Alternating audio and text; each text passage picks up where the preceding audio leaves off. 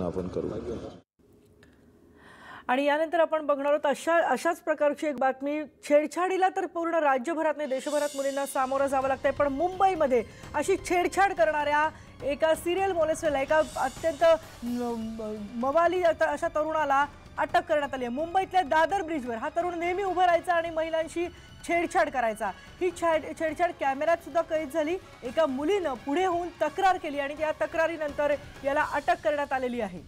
आपण बघतोय की हा तरुण इथे दादरच्या ब्रिजवर उभा असायचा आणि येणाऱ्या जाणाऱ्या महिलांना हा कायम तिथे छेडछाड करत असायचा। हा एक नाही, अशा अनेक केसेस याच्या विरोधात जाऊ शकतात। मात्र तक्रार आतापर्यंत कोणीही केलेली नव्हती, पण एका मुलीनं अखेर पुढे होऊन तक्रार केली आणि त्यानंतर याला सुद्धा अटक करण्यात आलेली आहे।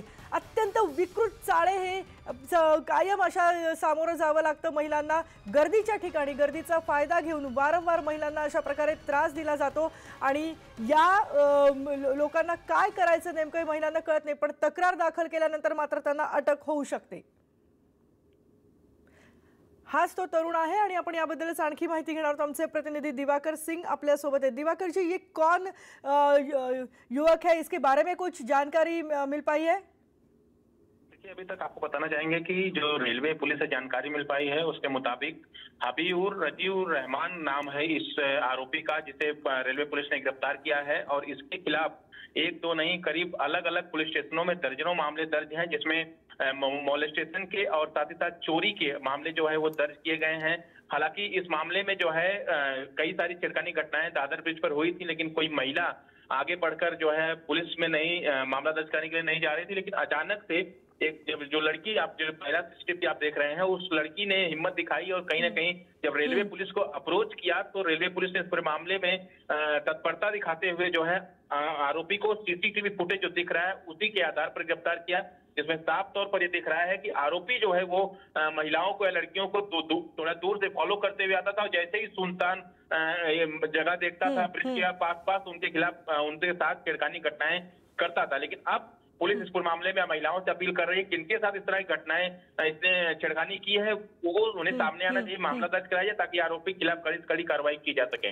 धन्यवाद दिवाकर जी, इस पूरी जानकारी के लिए। आपल्या सोबत आहेत राष्ट्रवादीच्या नेत्या विद्या चव्हाण। विद्याताई, संपूर्ण महाराष्ट्रात या अशा घटना सगळीकडे घडतात। अशा छेडछाडीला तर सारखं सामोरं जावं लागतंय। सुरुवातीला अशाच छेडछाडीकडे दुर्लक्ष केलं जातं आणि मग हिंगणघाट सारख्या घटना घडू शकतात। काय सांगाल? आता एकाला तर अटक केली आहे, पण आणखी असे कितीतरी जण असतील? महाराष्ट्रात तर या घटना होतातच आहे, पण मुंबईमध्ये लोकल ट्रेनने आम्ही पण अनेक वर्ष प्रवास केलेला आहे आणि जेव्हा सकाळी किंवा संध्याकाळी घाईघाईत मुली किंवा महिला ट्रेन पकडत असतात तेव्हा अशा प्रकारे हिडीस प्रकार करण्याचे प्रकार सुद्धा आता वाढत आहेत। आणि आता ह्या मुलीने जे धैर्य दाखवलं आणि तिने या गुन्हेगाराला पकडण्यासाठी मदत केली।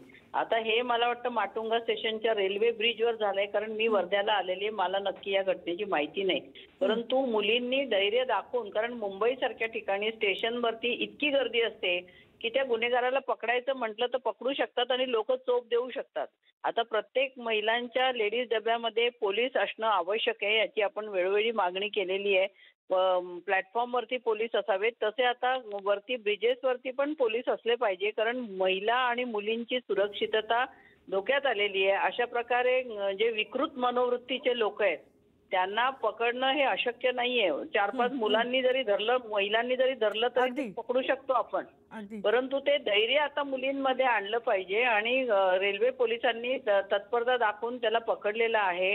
पोलीस आपलं कर्तव्य करतीलच निश्चितच। राष्ट्रवादी काँग्रेसकडे गृह खातं असल्यामुळे आमची जबाबदारी खूप महत्त्वाची आहे आणि मोठी आहे आणि त्या दृष्टीने आम्ही प्रयत्नही करणार आहोत। आणि सेल्फ डिफेन्सचं जे मी वारंवार सांगत असते की सेल्फ डिफेन्सचं ट्रेनिंग मुलींना दिलं पाहिजे। मुली ज्या घाबरून जातात ते न घाबरता, कारण कुठल्याही प्रसंगामध्ये महिलेची किंवा मुलीची कुठलीही चूक नसते, त्यांनी थोडं जर काय प्रयत्न केले तर त्या गुन्हेगाराला आपण निश्चित पकडू शकतो। अगदी नक्कीच पकडू शकतो आणि पुढे कदाचित होणारे अनर्थ सुद्धा टाळले जाऊ शकतात। धन्यवाद विद्याताई आमच्याशी बोलल्याबद्दल। जर अशी छेडछाड होत असेल तर वेळीच सावध व्हा आणि वेळीच तक्रार करा। या छोट्या छोट्या घटना जर आता तुम्ही सामोरे आणल्यात तर